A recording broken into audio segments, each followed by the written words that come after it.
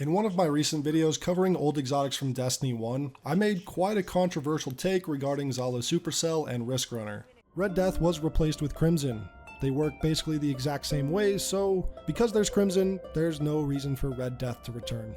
Zhalo Supercell is kind of the same story where it was basically Riskrunner, but Riskrunner is actually a much better version of this gun. Little did I know that that one remark would spawn tons of comments just baffled with the idea that Riskrunner could possibly be better than Zhalo. So was my take misguided? Is Zhalo actually miles better than Riskrunner, like some of you said? Well, I'm here to test it out again, compare these weapons, and let you guys be the judge in the comments section. Zhalo Supercell or Riskrunner?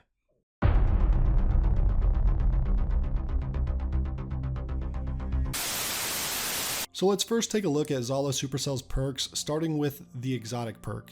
Arc projectiles have the chance to chain lightning when enemies are close together, and its second perk that creates the good synergy that makes this weapon great, bolts from the blue. Double kills with this weapon charge a small amount of super energy and return ammo to the magazine. So first off, the chain lightning procs without needing to take arc damage like it does with Riskrunner, so you can just straight away start chaining lightning between enemies. This is great when fighting enemies who don't use arc damage like most of the enemies I faced off during this strike until the end. And the double kills reloading a portion of the magazine is also really strong here because in large groups, you can pretty much just constantly fire so long as you are racking up a few double kills. The unfortunate problem I noticed with this weapon is that if the chain lightning damage deals the final blow of an enemy, it doesn't count as a kill from the weapon itself, so it won't reload a portion of the magazine. The kill has to come from the bullets of the gun. I did notice, however, the small amount of super energy increase when getting double kills, which makes this weapon like a mini bad juju of sorts. What made this gun extra strong during its release in the Taken King was that elemental primaries were left behind in year 1, and all weapons in the primary slot only did kinetic damage, except for Zhalo. Zhalo Supercell was the one and only exception to this in the entirety of year 2, meaning that it was pretty strong in mostly any activity because you almost always faced off against an arc shield at some point, whether it was a nightfall, a heroic strike, or a raid.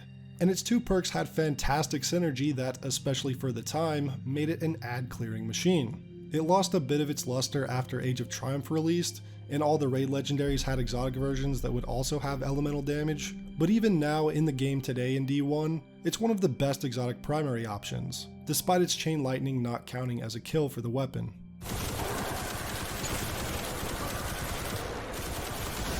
Now let's take a look at Riskrunner's perks in D2.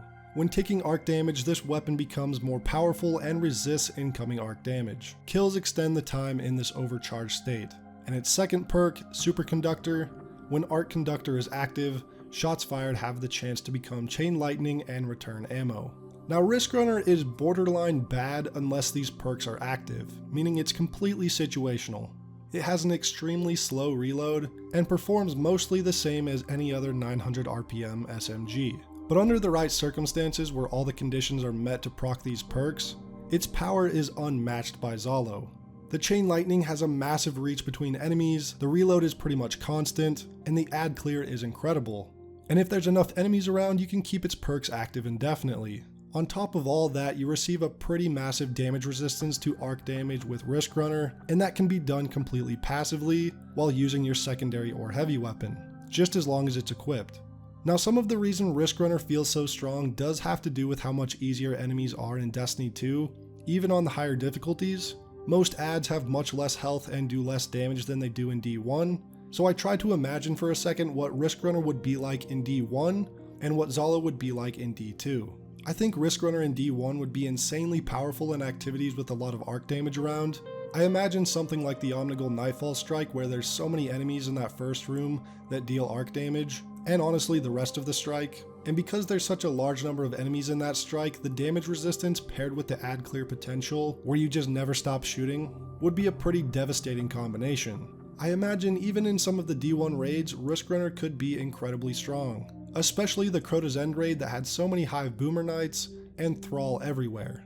Like imagine the Lamps encounter with Riskrunner. Zhalo actually was a decent option for this encounter, but Riskrunner would have been even better.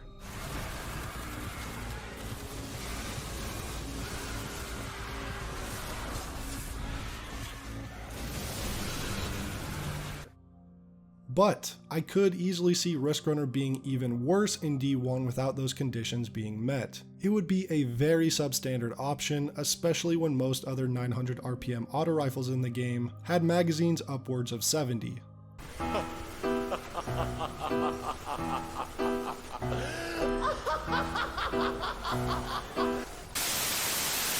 Now looking at Zhalo in D2, it would likely feel a lot stronger than it did in D1, mostly due to the ads being incredibly weak, and I imagine it would be pretty easy to maintain its perk upkeep time to an almost constant for that reason.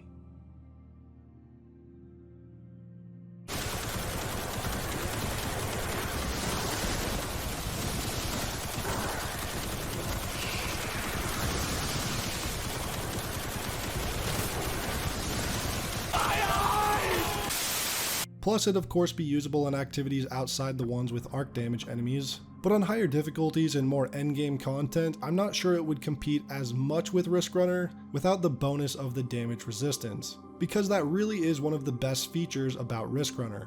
And now with Season of the Plunder, we've seen the introduction of volt shot weapons that are legendaries and act very similar to Zhalo, more so than Riskrunner. But let's move on to the most important thing, obviously, the look. You've got the classic twist on an AK-47 style rifle with Zhalo, and a more cyber-tech futuristic submachine gun with Riskrunner. I really like both of their designs, and while I prefer the sights and handling of Riskrunner, I think I do like the look of Zhalo just a bit more. It feels slightly more grounded and realistic as far as gun designs go, and that's likely due to Destiny 1 as a whole just being a bit more grounded with its art style and designs compared to Destiny 2. The ornaments aren't as extravagant as Riskrunner's, but I really do like the shock hazard ornament and the not a toy ornament that makes it feel like a more classic AK. Riskrunner doesn't really have any bad ornaments, but again as a whole I just like the design and aesthetic of Zhalo more. So which of these two weapons is better? For me, I think I'm still gonna stick with Riskrunner. When the stars align for it to shine, it really shines. It's incredibly fun to clear ads with and works pretty well with my Arc Hunter build, so maybe that's a factor as well. But that being said, Zhalo is a much more well-rounded weapon that can be used pretty much anywhere for any activity, and does its job better than most legendaries, so it still feels exotic worthy. But as always, I'm more curious to see what you guys think in the comments section, so let me know which one you like more. Thank you guys for watching, I'll see you in the next one.